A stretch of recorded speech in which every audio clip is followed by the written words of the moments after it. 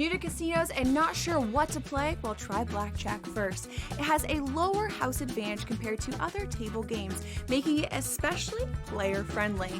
Now, go get lucky. See you in Las Vegas. Let's get lucky. The two guys that can do it all. Too much electricity this morning. This is a good time. We're having a lot of fun. I had to do a triple take. Ka-ching! Why? Because of parity. I didn't mean to offend. Yeah, it's not going to happen. Load management is a dirty word. Let him rip. You know what? Circumstances provide the results. What? How do you do this once? Oh, Donnie, you got such a good show there. A network that is booming. The Early Line, only on SportsGrid. Anyone that's been to a sporting event, the atmosphere before a game, I think Game Time Decisions has that same exact atmosphere. This is our arena. This is what we do. There is going to be an energy to Game Time Decisions that you will feel night in and night out. The excitement you get when you lock your bets in, when you're figuring out what you want to do, we can zone in on the biggest games each night. I want this to be the place that people come to before the games start so they feel as ready as possible to lock in their cards. We are going to hit every single one of those markets that you need to know about. We're gonna go through every single thing, and I've got a great team behind me that's gonna help me get the job done. There is not gonna be a better place, I promise you, than Game Time Decisions to get that new information, react to it, and be able to then bet accordingly. We will have everything at our disposal, and we will use that to our advantage. I'm Kevin Walsh. Tune into Game Time Decisions from 6 to 8 p.m. Eastern on SportsGrid. Dude, that's Smylie Kaufman for 61. Wow. I'm Smylie Kaufman, and this is The Smylie Show. Hello, Smylie. Hola. How you doing? What's good? Not much, man. What's good with you? We're you know, I guess we pulled the curtain back a little bit. We've told everyone that we're trying to get you healthy. We're in a flu game situation. And how are we feeling now that we've assessed this morning? Man, I've just felt terrible since last Monday. And you've been battling. Like, I sound fine. So as far as like being able to do my job, which is speaking, it's not like the worst thing in the world, but I tell you what, I'm ready for this just headache situation to go away. Just found out I have like an ear infection, which is I always question how bad they really were. You know, I used to get them as a kid.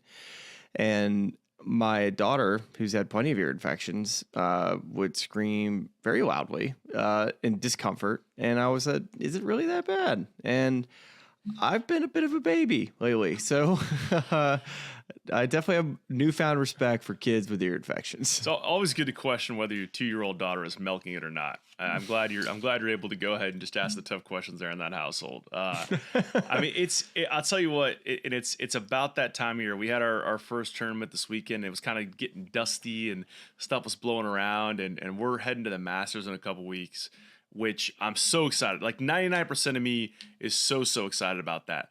But there's the 1% of me that knows that you get down there and it's this vivid blooming of trees and everything's popping, and it's just like my yearly kickoff of allergies, where I did not, it was kind of on me last year. I brought the wrong formula to Augusta, Georgia last year to get through the allergies, and I had to make a midweek switch up, hit a little pharmacy, switch from tablets to spray, and kind of got it right heading into the weekend. But that usually for me is a good litmus test of how bad I'm going to get the seasonal allergies every year when I go down to the Masters. You know what may help clean that out this year? It's just eating good old-fashioned Baconators every night. Just like we did once last year, because nothing was open, because we're hustling, trying to get content out for all of you, which we love doing, but also grind don't stop and the bellies don't stop either. So we gotta keep eating. And you and I both went to that Wendy's without telling each other. It was like, you too, huh? You know what? I kind of love this. Like we'll do the daily journals right when play ends. But at least one of those nights, we have to have Jax fire up a Instagram live of us going through the Wendy's drive-thru together and just recapping the Masters with Baconators in hand. Like I feel like that's kind of where we need to be. I think I was on the phone with my wife, and I was like, Fran, I haven't been to Wendy's in forever. Help me with this menu. And she's like, I think they have like a chicken like snack wrap thing, and there's maybe a couple other options she shouted out. And they asked like, "Were you ready to order?" I was like, "I'll have the double baconator, please." She's like, "Okay, well, why did you need my help?" Why don't you throw in a Frosty there too while you're at it? You know? 100%. I mean, you can't stop me at that point. I love it. Well, I'm excited for that. And I'll be honest too, in the whole context of the sick thing, you know, I was in and out this weekend, but I'm surprised you made it. You were down there for happy hour. I was like, whoa, Smiley's battling. Yeah, like, you know, listen, it's something I could easily work through what I have going on, but it's just a weird one, you know, when typically over a span of 7 days, you see signs of improvement, and I've just been exactly the same, which is just crummy for 7 straight days. And I wear a Whoop, so it's kind of cool to like get the feedback of like what that device tells me as far as just how healthy I am, and it basically tells me every morning. It says you're not well. I'm like, okay, good to know. When I wake up and it just feels like I have bricks in my head.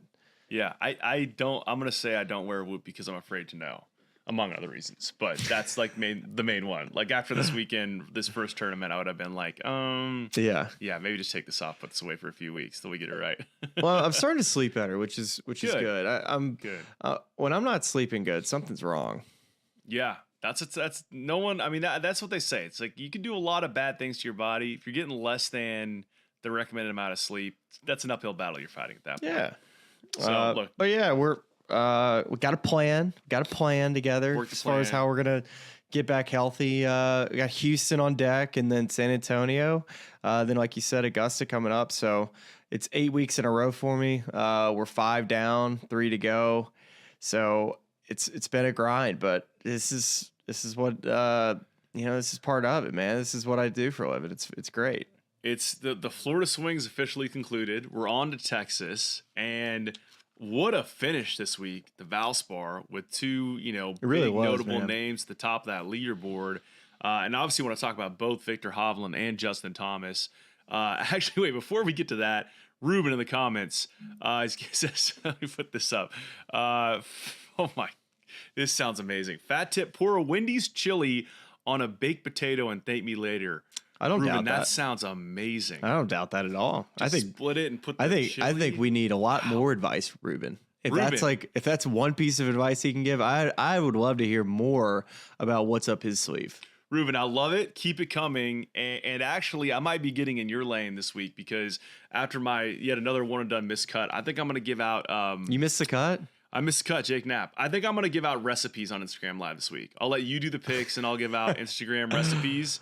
And then we'll wait and then I'll just say the player's name at the end of the recipe, and then we'll see if I can get it back on track. Listen, nobody had Victor Hovland winning this week. If you did, you're seeing the board. I don't think anybody in their right mind would have said Victor's is a right idea this week. But for those that took him this week and played him, good on you. I didn't have that faith, but.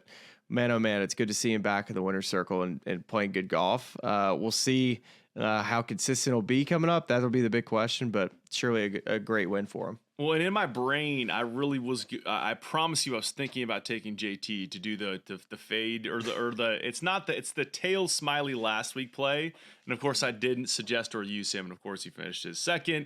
But it's my own fault. The place I want to start first before we start talking about JT and Vic is something you tweeted about, which I think is really interesting and worth unpacking and explaining to everyone, because we have this Florida swing and we have, these 2 shoulder events. Of course, the main events are the Arnold Palmer Invitational at Bay Hill, a signature event, Arnie's event forever, so it's got a legacy there. Tiger won there a zillion times. We all remember from playing the early Tiger Woods video games.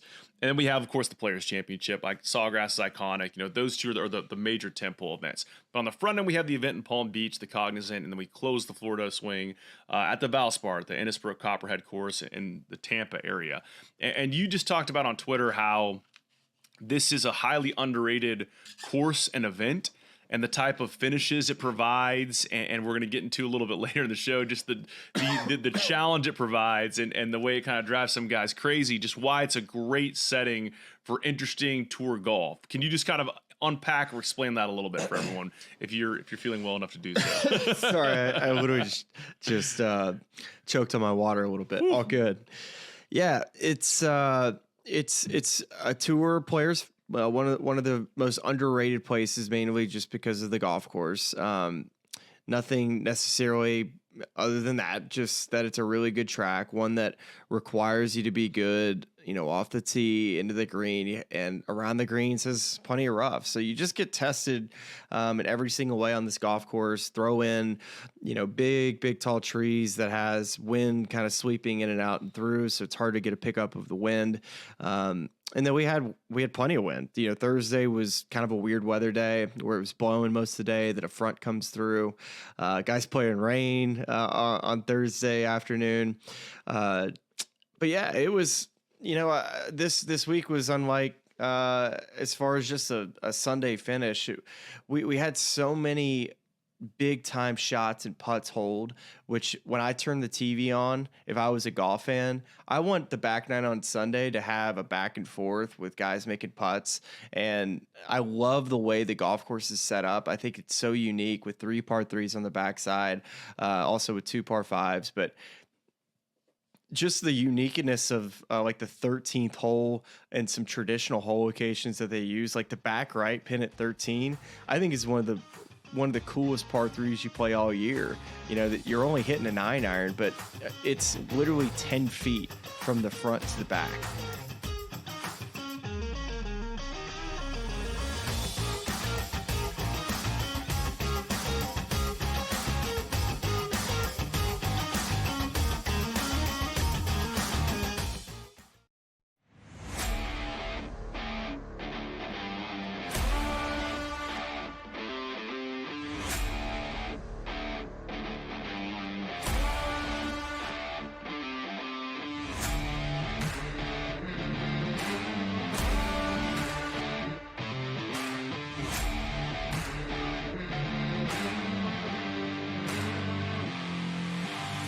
It's smarter to be on SportsGrid. Anyone that's been to a sporting event, the atmosphere before a game, I think Game Time Decisions has that same exact atmosphere. This is our arena. This is what we do. There is going to be an energy to Game Time Decisions that you will feel night in and night out. The excitement you get when you lock your bets in, when you're figuring out what you want to do, we can zone in on the biggest games each night. I want this to be the place that people come to before the games start so they feel as ready as possible to lock in their cards. We are going to hit every single one of those markets that you need to know about. We're gonna go through every single thing, and I've got a great team behind me that's gonna help me get the job done. There is not gonna be a better place, I promise you, than Game Time Decisions to get that new information, react to it, and be able to then bet accordingly. We will have everything at our disposal, and we will use that to our advantage. I'm Kevin Walsh. Tune into Game Time Decisions from 6 to 8 p.m. Eastern on SportsGrid. Derek Queen said, as Willard quoted, "Give me the effing ball." And deliver, Derek Queen did. The king of College Park, Derek Queen, our first true buzzer beater. I think that Maryland's going to win this game. I just think they're going to find a way to get the ball inside. They're going to cut down Clifford. They're going to contest the three-point line a little bit better. They're going to funnel the ball in. Only on SportsGrid.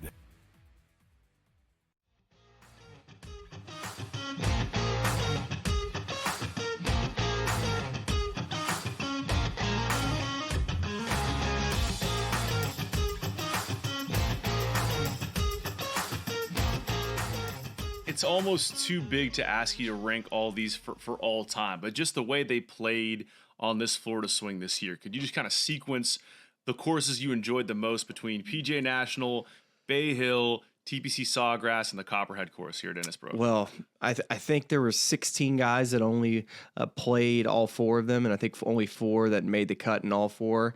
Can we give those guys like a bonus, like a kicker 50 FedEx Cup points, or like a little star, like a Pizza Hut book club thing? I'm gonna try to remember who the 4 players were. One was Shane Lowry, one was Corey Connors, Jacob Bridgman, and oh gosh, I knew the last player, but I've totally forgotten. Anyways, that's really good golf on that stretch. But if I had to rank them, I mean, the old Honda, the way that golf course used to be set up, definitely prefer that way more. It would be on the bottom now. You know, I just recently gave the top 5 PGA Tour golf courses, and PGA National was on my top, but it's very much slid down the rankings due to lack of hustle in the rough, I think is the only way to put it, but still one of my favorites. And then Bay Hill, I don't want to play that golf course. I enjoy commentating on it. It would be my least favorite one to play because of how difficult it is. And then Players, just easily number 1. Just love how that golf course, just it's perfect. I mean, just so good. I love the holes, and just the different shots you got to hit every single hole out there. And then Valspar probably would be my second that I would want to play behind TPC Sawgrass. There you have it. I mean, it's a pretty good run of courses. I mean, all extremely difficult. And I think the thing about Florida, of course, being that, and we saw it a little bit this weekend, like JT's interview after his round on Friday of just saying, I hope this wind keeps up so I can make the cut. But, you know, these courses are tough in a vacuum, and then you mix in some wind and it really becomes a crapshoot. We saw it at a couple of events this year, but you know what's annoying is that looking at the top 10 of the leaderboard, it was so predictable. I know, right? What are we doing? We're so lost. Even guys I suggested for one and done, but I just didn't just make them my pick. Yeah, like Corey Connors was a suggestion for you, right? Yes. And who else? I had actually Corey Connors, the one that made the cut. But no, did I say Lowry? I don't know. Maybe I don't know if I said Lowry last week or this week. You did. We know who it's going to be. It should not be this difficult. I'm trying to get a little cute. Shout out Jacob Bridgman, by the way. Shout out the Bridgeman. How about that? Did you? I mean, you went with Sepp as your pick, but yeah. How did he end up finishing? He was up there and then fell off. Let me pull the one and done numbers here. I mean, I don't know what his finish position was, but he had 25 FedEx Cup points won, so he didn't finish super high. Scrolling. Yeah, we're at a interesting place. You're currently 58th on both the FedEx Cup and money list this year for one and dones. I'm 69th and 70th. And as aforementioned, Sepp did okay. He shot 300 yesterday. Yeah, he finished 28th. Yeah. Because I'd suggest Sepp, Chandler Phillips, Bridgman, and then Tom Kim, which I don't think Tom played all that well. I thought he was going to miss the cut early on, and he kind of worked his way back. He shot like 6 under on Friday. Yeah, he had a good little day. He finished 36th. Not bad. Not bad at all. 4 top 36 guys. I mean, that's for a big field. I mean, considering where I've been. It's an improvement. Let's talk about the guy who won the tournament, Victor Hovland, because what an interesting and just Victor. I think the charm in Victor is his, and I've got some sound video I want to play for you in a little bit here, but just his the way he thinks about not just golf but life. Like, I don't know if anyone here follows Victor Hovland on Instagram, but he'll post stories of, you know, very deep, dense texts, you know, books he's reading that have nothing to do with the game of golf. He's just curious about learning things. When you had him on the show, we were talking to him, and I think it was the meme was the Roman Empire or something. He's like, no, I like to think about ancient societies, and I'm going on a tour with my mom. I'm like, okay, Vic, that's interesting, that's unique, that's different. And obviously, he was at the height of his powers after winning the Tour Championship, and then kind of went chasing, you know, trying to pull the yarn a little bit on a string the last year plus, and it's not gone well for him in that interim period. And then coming into this year, I mean, his last 6 starts worldwide, misses a cut in Dubai, finished tied for 22nd at the AT&T, missed cut at the Genesis, missed cut at the API, missed cut at Players, and then shows up this week and wins. He talked about hitting some disgusting shots this week. He had a quote that said, I wasn't even sure I was going to play or not until I got here Tuesday afternoon and played a late 9 holes. Played 9 holes in the Pro-Am next morning, and we were here ready to go. Yep. And then goes out and wins a golf tournament. What did you, this week from Vic, despite all of that, just where he has in a mental space, what impressed you most about his willingness or his ability to kind of work through all that and go win a golf tournament? Yeah, I mean, that's a great place to start with Victor. I'll say that at Bay Hill, I watched him for like 30 minutes practice on the short game area with a different coach. I don't know which coach it was. It wasn't Grant Waite. So, but he's dropped another coach in between that. So. I think he said he was texting Grant Waite videos this week. So that's the latest on his coaching scene. Yeah. So Shea Knight, who's I think one of the more underrated caddies on the PGA Tour, just fantastic dude. I think he does a really great job. His he was kind of taking Victor through short game drills, and they were going all around the green, and there was a target goal that Victor was trying to achieve with every single shot as far as how close it needed to be.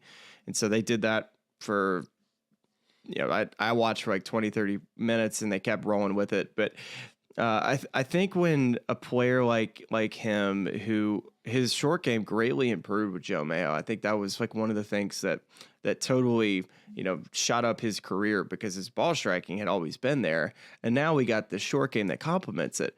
So when Victor goes down these rabbit holes over the last year with his golf swing, all of a sudden you've seen that short game really dip. And so I think just the work that he's put in really at the beginning of this forward to swing, realizing, hey, if I'm going to like score and be somewhat decent, I need to have a good short game again. Victor's always, I felt like a really good putter, and hasn't putted well. He's changed putters a couple different times, back with old trusty. And then I think the chipping this week, if you go look at the stats, man, the scrambling stats were really good.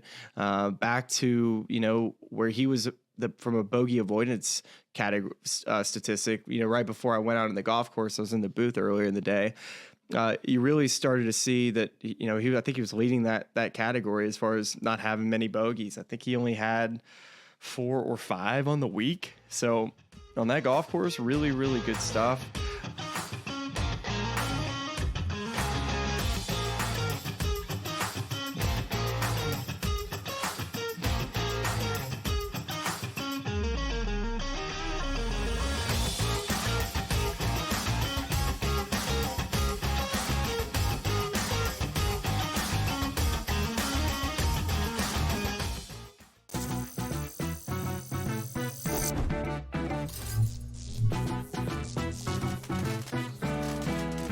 New to social casinos? You're in for a treat. Most online casinos offer bonus cash or coins just for signing up. That's your own little participation trophy. Now, go get lucky.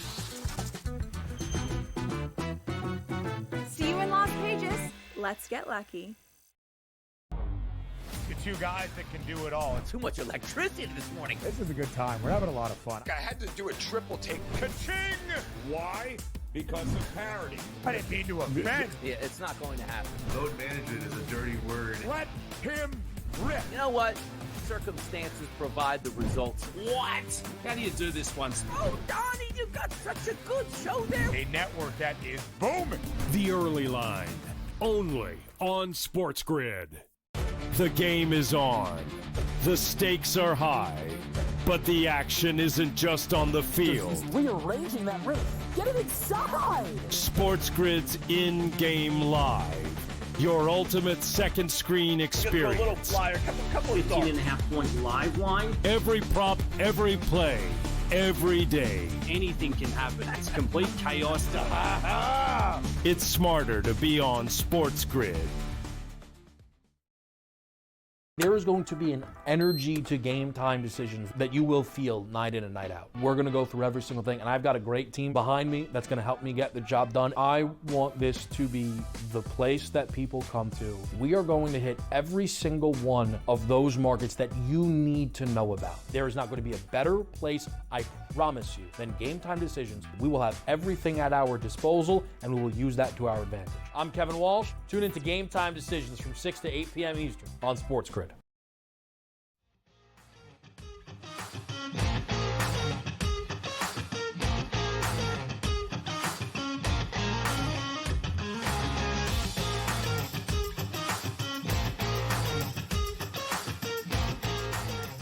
On the topic of what is going on in his head, I got about a 1 and 12-second clip here for you from yesterday's winners presser. Just talking about, the question is, do you see yourself, Shea Knight said in the post-game presser as well, like just talking about him being a perfectionist. The question being, do you see yourself as a perfectionist? Do you feel like you're a perfectionist? I guess you can use that word to describe it. I just view it as, if you put your heart and soul into doing something, you might as well do it right. And I've swung the club extremely well, and I think my ball striking has been really, really good over a long period of time. And then when it's not doing that, I'm going to work on that. I'm going to figure it out. And I think it's like, I find it kind of weird that we're professional athletes and the people that are wanting to improve are somewhat looked at as, oh, he's a perfectionist. He's out on the perimeter searching too much. It's like, that's what we do. We're here to get better and we're here to win tournaments. So if you're not going to try to get better, well, what are you doing? You know? So it's like, especially when I know there's issues there. It's not like I'm inventing stuff. I have data that can show that what I used to do was objectively better than what I'm doing now. So why shouldn't I try to go back to what I used to do? I hear that, and the thing it reminds me of right off the bat is when Jordan Spieth came on the show a while back and talking about this sort of spectrum of where you can live if you want to play successful golf. And you either have to not think about the swing at all, be very, just I swing it, I hit it, and just I kind of take it for what it's worth, or you have to be so immersed in understanding your swing that you know exactly what's going on when you're off, how to fix it, things like that. What are your reflections on what you just heard there from Victor Hovland? Well, I think technology has helped for good and bad. And I think for a case like Victor Hovland and even a Jordan Spieth, who you hear players like even Scotty say, I just want to get back to my DNA. And I think when guys get their swings measured in 3D, that's like their way of saying, I don't want to go chase swing theories. I want to go chase my golf swing when it's at its best. So when you're able to like measure, okay, this is all right, your pelvis is moving X amount this way and it used to be like this. It's like, all right, well, what do I need to feel to make it be more like this? And based on what I've heard from what Grant Waite and him are working on, this goes back to when I talked to Grant last year at Bay Hill when they briefly worked together before he went back and worked with Joe Mayo, is that he's trying to get him to not rotate quite as much with his torso on the way back in that first third of the golf swing. The more that he can keep the club lower and slower on the way back, it's going to slow his torso rotation down to where as if you get all of your like 3/4 of your torso rotation before the club is halfway back, the only thing that your arms can do is lift up and raise because you got nowhere else to go unless you just keep going around the bend like if you have tons of mobility in your torso. But he wants him to keep it a little slower, maybe keep the chest pointing at the ball a little longer. And then from there, like he's always been a player that goes end up. But if you can maybe eliminate that a little bit more to where, he can kind of get the feeling of, Jordan's kind of the same way. It's like bowed wrist, right wrist extension, and then basically just turn and burn. And there's not a player in the world like Victor Hovland who can go hit a golf ball with all like the most freedom of hitting it straight and swinging hard at it. Yeah. Well, and I wonder if some of that, like when you look at some of these guys' swings, and Jordan most recently came on and was talking about trying to find his swing DNA again. And if you have a 3D model of a swing when you're in your young 20s, when you're most successful, and you're going back to chase that, what part of that becomes difficult? Just your body changing. I think of Jordan specifically of having a wrist surgery, and are you able to get in the same positions that you were able to when you were younger? It's a great question. And trying to kind of accommodate for that while still staying true to your best version of yourself. That's a great thought, because I think players can, your bodies do change, and you're not going to always swing the same as like you're not going to swing it the same way throughout your entire career. I think players strive to, but it's not easy to, because day to day, your body feels different. Your feels constantly change. You're constantly working on whether it's 4 or 5 pieces that you constantly monitor. One day it might be this. It's like, oh, I need to, one of the things that I don't do quite as well is I don't turn my right hip quite as good. So when you think about your golf swing, it's like, how can I, have this checklist of 4 to 5 things that you can just run through. And then after you get through those things, that's when you're just saying, okay, we just got to get this thing through the end of the round to where we can go toy with things or get my body realigned, because it's not easy to swing the golf club the same way throughout your career.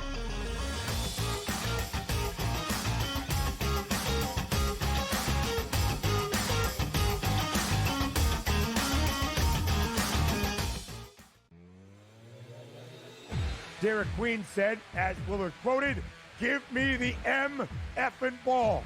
And deliver, Derek Queen did. The king of College Park, Derek Queen, our first true buzzer beater. I think that Maryland's going to win this game. I just think they're going to find a way to get the ball inside. They're going to cut down Clifford. They're going to contest the three-point line a little bit better. They're going to funnel the ball in. Only on SportsGrid. Anyone that's been to a sporting event, the atmosphere before a game, I think Game Time Decisions has that same exact atmosphere. This is our arena.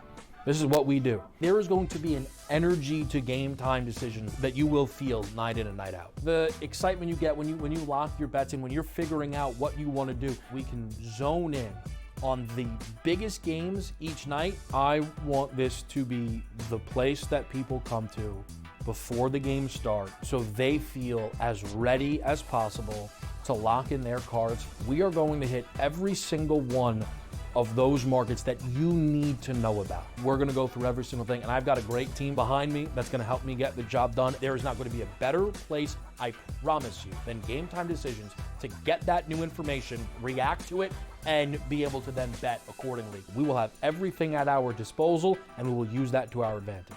I'm Kevin Walsh. Tune into Game Time Decisions from 6 to 8 p.m. Eastern on SportsGrid.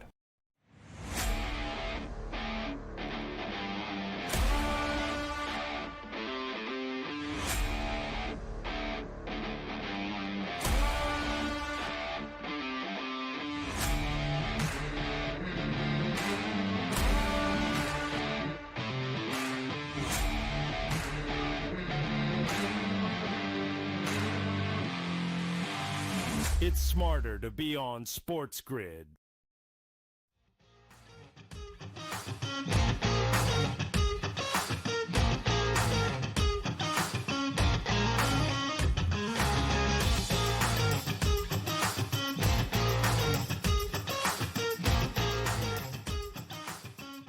I need to get your Golf Rage medal podium for the week, okay? And here are the submissions.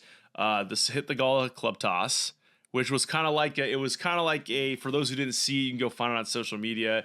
It was he let the club go when he initially swung it, because this is what makes it more than just a normal club toss. Like, he had to go retrieve the club off the ground and then rip it back and then throw it again, just to really illustrate how upset he was. We had the Patton Kazire putter punt, which that's a new one. I've not seen a club kick in quite some time. And then bent the shaft, ultimately withdrew. It recently issued an apology a few minutes ago on social media. A lot of the comments there, people saying, listen, happens to everyone. It also was hilarious and a really good kick. And then we had, in my opinion, the funniest one, the Adam Hadwin sprinkler bust, where he just slams the top. I don't know if he knew the sprinkler was there or not, but slams the top of a sprinkler and it's spraying everywhere. And all of a sudden, he's just sheepishly standing over a sprinkler head for 30 seconds to a minute, trying to figure out what the heck he's going to do to get the water to stop shooting everywhere during the middle of a PGA Tour event. All hilarious in their own way, but I need you to rank these. Give me a bronze, silver, It's impossible. It's impossible. What I was trying to figure out, we were at dinner the other night, and all of these guys having anger issues, like anger management, Tampa version, was, what do you think the collective amount of fines were going to be from this week? Because you mentioned 3 of them, but I think there's a couple other ones, like Jordan behind the green at 10 was another, and then I think Justin Lauer snapped a club with his leg at the 9th hole. So I think we're probably approaching 20 to 25,000 in fines would be my guess from this week, which is what's electric. standard fare for a club toss? What's I don't know what the rule book says. One of my fines that I had on tour was like a half of a fine. So I think a regular one, like a regular good old fashioned fine is 5. Okay. And then I think mine was half at like 2,500. It's still not fun to, I mean, you write a check to the kids, which is always great supporting the kids, but what was the fine for? Like, how, like, was it just a lazy club toss, or no, what was I snapped a club on my knee. Okay. This was at 15 at PGA National. You could find it on YouTube. Oh, that's right. I think we talked to Shane Lowry about this. And I apologize. And the reason why Shane got the double fine, so like a 5, like I think his was 5, was that he went to social and basically said, not my fault. In fact, I might even do it again next week. Well, okay. In the grand scheme Which of I love. That's why you love I Shane. love that. So Shane Lowry. In the grand scheme of things, if you're snapping the club over your knee, you're not endangering anyone except for yourself. You just very tidily just take that, put that in your golf bag. I could see why that'd be less of a fine. Depending on the violence of the club toss, I could see 5+. But if we're talking about putter punt for Kazari, that could have, all told, I think you're probably 20. I'd take the over on 20 if you're saying 5's a standard. Yeah, I think if 5 is standard, I think a couple of those gentlemen may have gotten the extra bit. I'm sure there's some different levels that I've never found out about. Maybe the fine system has changed to where those numbers have gone up too for certain things. But you have to imagine that Patton's was probably going to be the biggest fine, as we've never seen a putter fly this far in the air off of somebody's foot. Which, by the way, one of the all-time great, just moments when it comes to not celebrating, but felt like celebrating for us as fans. Have you ever seen anyone kick the center of a shaft of a club? Not that well. Like I guess I've seen like kind of throwing on the ground and kicking in the head, but to get it square right in the middle of shaft. I wonder if his foot hurt because he didn't. That's what I was wondering. He didn't lip his way off. Like that's a classic broken toe type of situation. But maybe just a perfect amount of flex in the shaft allowed for perfect amount of rebound to where it just propelled this thing up in the air like a tomahawk. The poor volunteer is just sitting over there, right at the green. All of a sudden he just goes like, and then like his head never comes down, and then it goes, and that's when you knew this thing really flew high up there in the air. And I would love to hear from whoever played with him how high it really was in the air. Yeah, we needed a different angle on that I don't know we're ever going to see publicly. I'm happy we had an angle. Just anything. Great, but just to see the thing soaring and the direction it was twirling and flying, it was probably majestic. Well, here's the thing: like we're not here making fun. We're obviously just laughing this thing off because this is a hilarious clip to watch. But golf is hard, man. It wears you out mentally, and I think for Patton, he's been on just like this MC where he's missed so many cuts like by one shot, and that'll just wears on you. I think he said he had a bad back. I'm not sure how bad it was. I would have been ready to get off that golf course if I punted a putter. But if I had to rank, all right. So back to your original question. Back to the podium. Let's the podium. I'm not giving a bronze away. I'm giving 2 silvers. Wow. Okay, I love that. That's how good I was. That's how good the Thigala club throw was. Yeah. He didn't hold anything back. So much good in how he planted that lead leg and just was able to not early extend and really bring those hands in to really get a kick on the head. Mm-hmm. It's just how you coach it. So you love to see that. Him and Hadwin are getting the silver, and Patton's getting the gold. Yeah, and it's tough too. And I hate to do that to Thigala and Hadwin because they were gold medal worthy efforts. Yeah. I think what do the comments say? I can't see any comments. This is the whole YouTube thing. We're not seeing any ranking their own versions of this. We'll get to it if you're listening. We'll get to it. Yeah, drop in the chat here on YouTube, and I'll read some of these out. But I'll say for me, I think just the end of the Hadwin clip made me laugh the most. He's got just a sheepish look on his face, like I can't believe I just did this. And my caddy takes my club and is walking off, and I'm just sitting here with 2 streams of water coming out either side of me, just wondering how I'm going to resolve this problem. It's honestly so like good. It's like taking the risk to go out in your front yard to go get the mail in your underwear, and all of a sudden you're locked out, and then you got to go to the neighbor's house to get the key.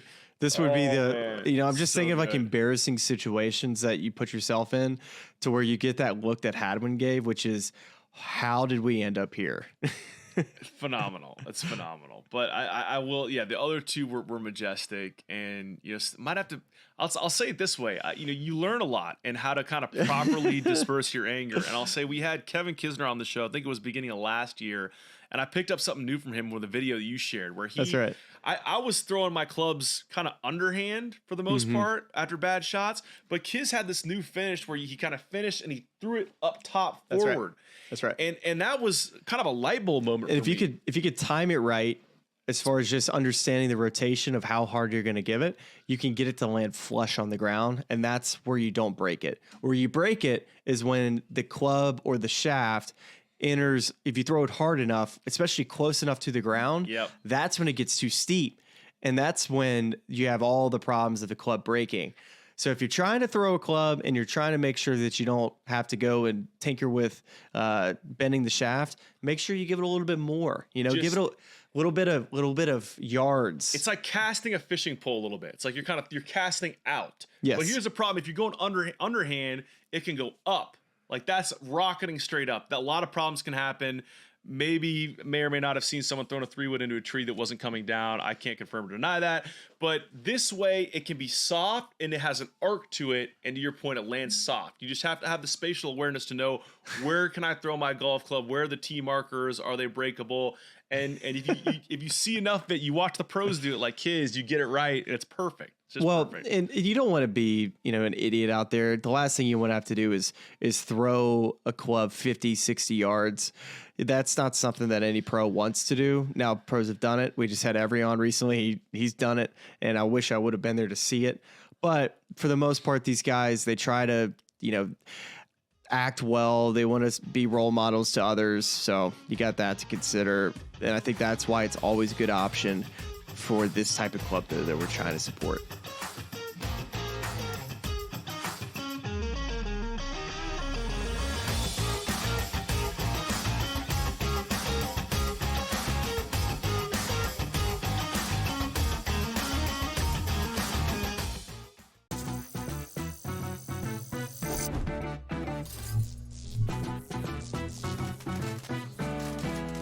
Here's a tip.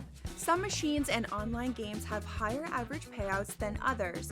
Want to try to maximize your odds? Well, do some research online to find games which have the highest RTP or return to player percentage. So now, go get lucky. See you in Las Vegas. Let's get lucky. The two guys that can do it all. Too much electricity this morning. This is a good time. We're having a lot of fun. I had to do a triple take. Ka-ching! Why? Because of parity. I didn't mean to offend. Yeah, it's not going to happen. Load management is a dirty word. Let him rip. You know what? Circumstances provide the results. What? How do you do this once? Oh, Donnie, you got such a good show there. A network that is booming. The Early Line, only on SportsGrid. The game is on. The stakes are high, but the action isn't just on the field. He's rearranging that roof. Get it inside. SportsGrid's in-game live. Your ultimate second screen experience. A little flyer, couple of 15.5-point live line. Every prop, every play, every day. Anything can happen. That's complete chaos. It's smarter to be on SportsGrid. There is going to be an energy to game time decisions that you will feel night in and night out. We're going to go through every single thing, and I've got a great team behind me that's going to help me get the job done. I want this to be the place that people come to. We are going to hit every single one of those markets that you need to know about. There is not going to be a better place, I promise you, than game time decisions. We will have everything at our disposal, and we will use that to our advantage. I'm Kevin Walsh. Tune into Game Time Decisions from 6 to 8 p.m. Eastern on SportsGrid.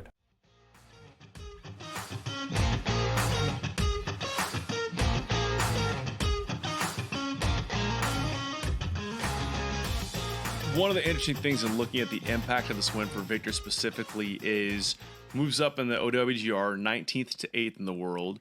And that, of course, does not include live players, and it's a different sort of time span. You go look at the Data Golf rankings, and he was 46th entering the week, jumps all the way to 29th, but considerably higher than where he is in the OWGR. The biggest move, just in terms of sheer numbers, was going from 105th in the European Ryder Cup rankings to 19th. And many of you may have already seen this year, but it was a worth a reminder for me, a little update that they're going away from the system they used in previous years. I'm not going to get too far in the weeds, but essentially the past Ryder Cups, there was 2 separate lists. There was 3 from one, 3 from the other, and then 6 captains picks. They've consolidated all those into one big list that combines events both from the DP World Tour and the PGA Tour.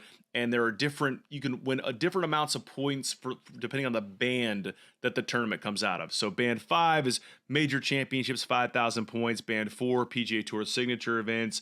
The Players FedEx Cup playoffs, those are 3,000. Band 3 is DP World Tour Rolex Series events, PGA Tour regular events, so on and so forth throughout those 5 bands. And then it's all going to live on one list. So Victor, to jump to 19th, I mean, he's a guy that was obviously one of the 3 stalwart performers on that European team in Rome. I don't think he's struggling maybe at the same level as Fitzpatrick overall, especially coming out of this win. But Fitzpatrick's guy, we feel like right now he might be on the outside looking in, and Victor wasn't far off from that. I mean, how much more does he need to do this year to make sure he is, if he wins enough, he's qualified, but to make sure he's at least the captain's pick for Luke Donald?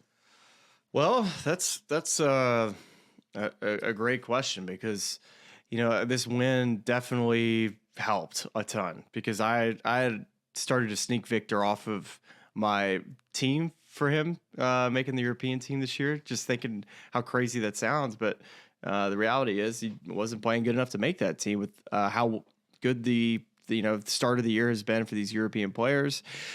You're right. Him, John Rahm, Rory McIlroy, they were the guys that they sent out every single match and they were able to go get points. When you can have, whether it's 4 or 5 sessions going on and you're able to send a Victor, John Rahm, and a Rory in each different group, makes it to where, man, you got to play really well. You're going to have to go beat some, honestly, at that time, of the 3 of the top 5 players in the world.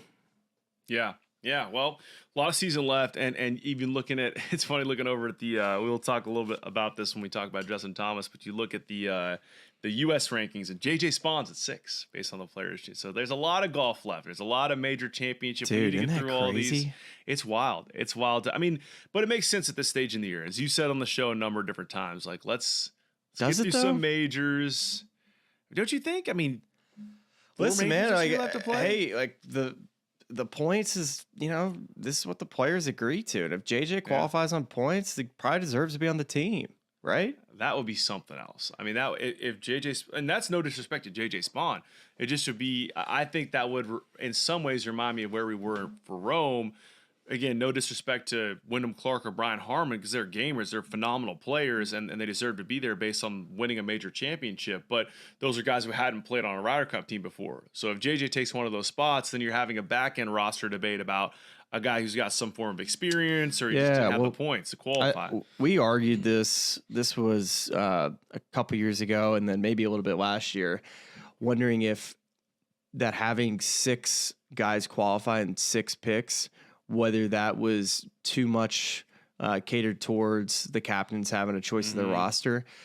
And this, so more so than any other year, I think it's important for the U.S. captain to have 6 picks. I think in years past, you would have said, he probably needed really only 2 or 3 picks to really sort out his roster because you were going to pretty much run through the points for the most part. But I think this year, depending on what happens, there could be some guys that are outside that top 6 just based on just overall play that he's going to have to use some picks on some guys that maybe stretch outside. And I think it's going to be a very difficult captain season for Keegan. As of right now, things can change based off of play, but I'll tell you what, you got to love where your team's sitting at right now if you're Luke Donald.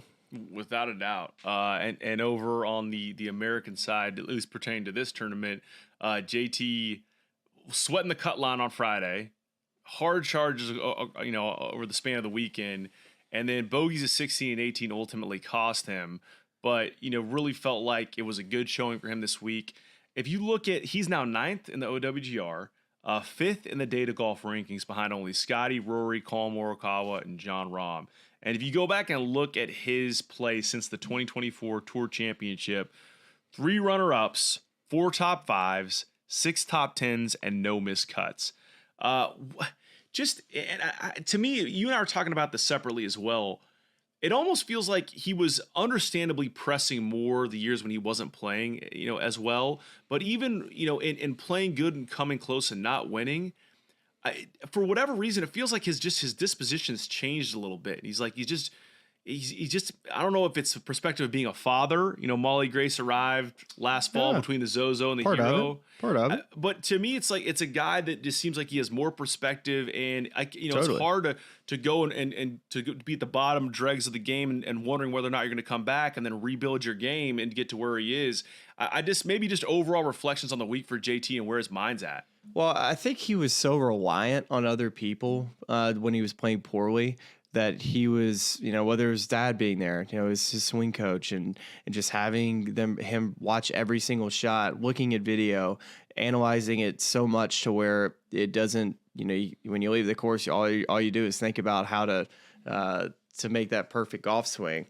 So I think part of it was, even putting coaches that he's used really working very, very hard, even during tournament week. Like once Thursday started after the round with his coaches to try to sort through the day and fix what's ever going on. And I think he's just kind of gotten away from that a little bit, which is, I think, been kind of cleansing for him, which is just go out and prepare hard, work on his body hard, and make sure he's strong enough to be able to, still hit it out there. And of course, be able to get on the positions he wants to. So I think that's been important. And I think he's just kind of gone back to just playing, JT golf, which is, really using his mind to get around a golf course.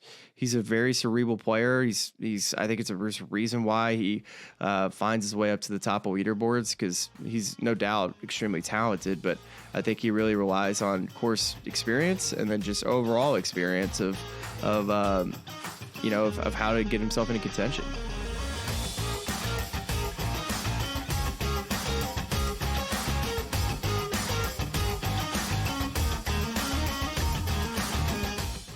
That magical time of the year when everyone suddenly becomes a basketball expert.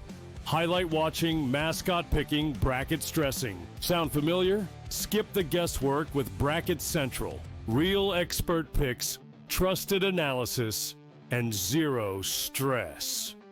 Because choosing teams by mascot cuteness isn't exactly a winning strategy. Only on SportsGrid.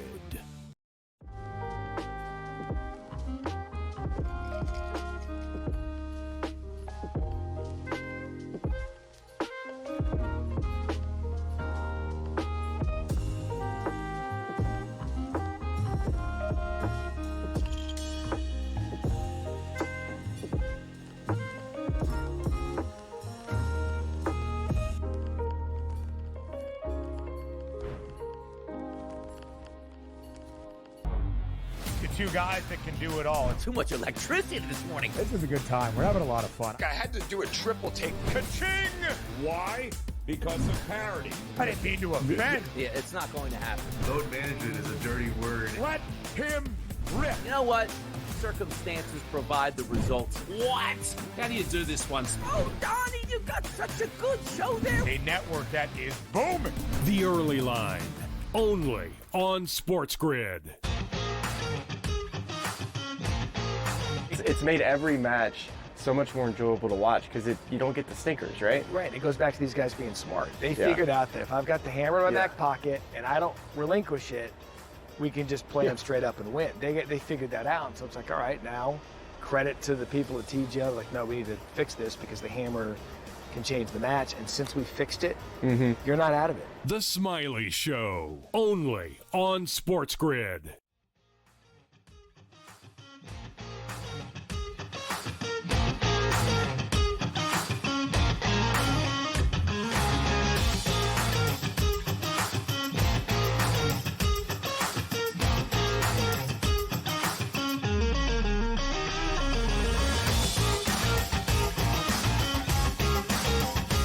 The question I guess I would ask you here is from a strategy standpoint, if you go in your favorite golf hole that you've out at Hope Valley that you play, that on this particular hole, you always hit a driver where maybe other people wouldn't, And then the tournament comes along on a Sunday of the member or whatever. And Charlie gets up on that tee, and then he hits the driver that he hasn't ever hit on this hole, and it ends up in a terrible place. You're like, man, why didn't I just hit this club off the tee? Yeah, I mean, you're describing almost every tournament round I play ever. It's funny because again, this is very specific to my little world, but we have a par 5 8th hole that kind of has a slight dog leg to the right, and I can't hit the driver anything but right to left right now, and there's OB right there that comes into play for driver, and yet every time I'm insistent on going up to the tee and trying to hit a cut, and the 1 out of 10 times I hit it, I have like a little short iron in and an eagle putt, but every other time it doesn't make sense to me to do anything other than, hey, why don't we just hit just a easy 4 iron, 0 stress, just stand up on the tee and hit it like you're hitting on the driving range. Hit a 6 iron to, a little gap wedge, a little comfy gap wedge you practice a zillion times on the range, and try to hit it tight and make a birdie. Well, I'll tell you why. Is that your boys would be giving you... They'll roast me. They would roast you. And honestly, I hope they call me so I can roast you. Well, one of them roast me so bad in a game we were playing the other day that he vetoed my driver choice, and then I smashed it OB and then just like hurled my driver 40 yards down the fairway. And he was very quiet in the cart right up to my ball. I was like, it's okay. Is there another sport that the fellas just don't support conservative play?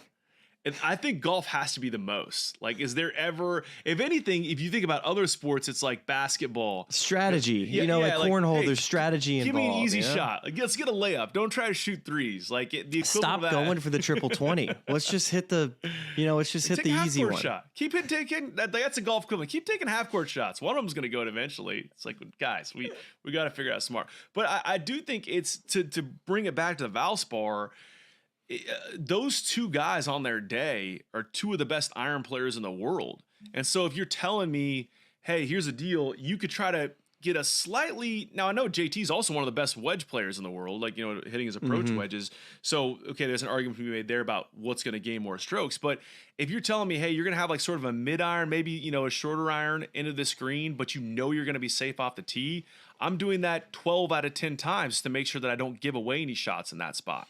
I'll say that too, that and you gotta probably take this into account, is that JT being the guy who's making the charge, and with not really a good leaderboard situation to check out to know if Victor made birdie at 14 or not, you feel like your lead's 2 or 3. So when you step on that hole, you're thinking, all right, if I can just par in, I should win this golf tournament. And so when you think about that, you're like, all right, is now the time to like really play for par? Because if you play conservatively but not aggressively at 16, that's where you can really make a poor swing trying to figure out, all right, where does this club fly? Did we even hit this in a practice round?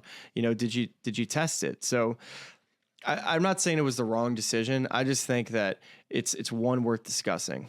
Yeah, without a doubt. And I mean, I think at the end of the day, it's, you can't fault him going out and trying to win the golf tournament. I think that you're going to have more regrets if, to your point, you play conservative and you still make a big score, or Victor plays more aggressive and kind of nips you, and you're looking back like, man, well, my DNA is playing aggressive, so why don't we just stick to that? I was standing on 15 tee box when JT made his putt, and I just saw the putter raise, which, by the way, I think we need to talk a little bit about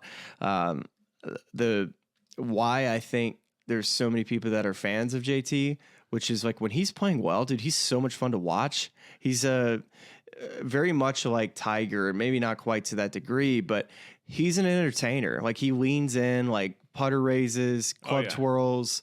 In the moment, it just feels like this is a guy that's playing some just incredible golf, and he's leaning into his swaggerness, I guess you can call it.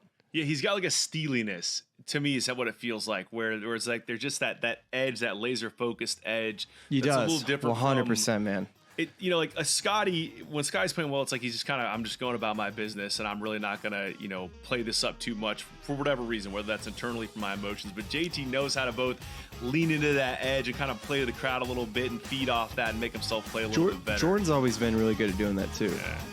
Getting the crowd on his side. I think it's important.